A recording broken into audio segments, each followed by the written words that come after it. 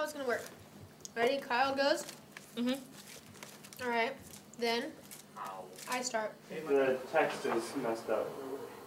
Both weather stations will be linked worldwide, benefiting both students collecting the data and the scientists analyzing it.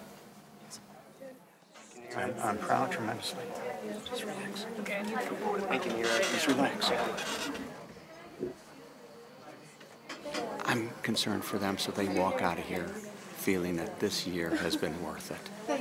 That's my biggest fear, is they walk out here and they feel everything's a disappointment, that they haven't done it. We'll see the quality, we'll see the effort that they put in, but they themselves, I want them to really feel good about what they've done. There's a tremendous amount of pride when senior exhibitions are going on. You sit there, you introduce the group, you talk a little bit about them, and then you step back, and for the next hour, hour and a half, it is them. Today, nearly 6.5 billion people live on this planet. Ironically enough, the United States only accounts for roughly 4.9% of the world's population, and yet we consume more resources and materials in a day than anyone else in the world. This is the average American human footprint. This is what Americans use to sustain their lives. This is the footprint of the average human in the world. Look at the difference in size. Sadly enough, this is what other countries get because we are using this much. Think about that. Globally, the 20% of the world's people in the high-income countries account for 86% of the total private consumption, whereas the poorest 20% of the people use a tiny 1.3%. Like Americans' mindset in the present, the same can be said about the habits of consuming of the past. This clip is a glimpse of the ancient civilization of Easter Island. Of using cropland to fuel automobiles, I'm just wondering, was there any discussion of how many acres per car would it take to use that as a source? Right.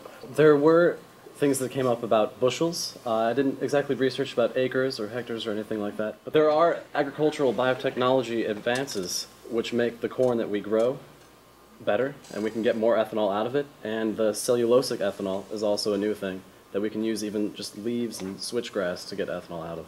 So there, with the new technology, there's no end. Beyond the topic itself, what is something that you learned in this experience that you'll take with you? Getting a group together, it seemed really good at first, but sometimes you can have your group problems. And I guess learning from that and learning to work with other people and their differences, I'll definitely take that with me and learn from the experience I had now. The Senior X proves to oneself that you have accomplished something. You have the skills that you're supposed to have learned for high school.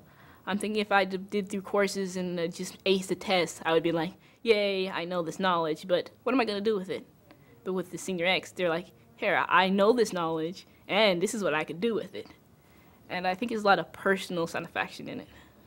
More often than not, they walk away from here thinking they are so powerful to do such significant work. And I think that kind of confidence that you're putting in kids and that kind of responsibility that you're giving to them to say you're worth doing something hard and something big is so important to give them because it's a gift. Camera's ready. It allows them to realize where they can go.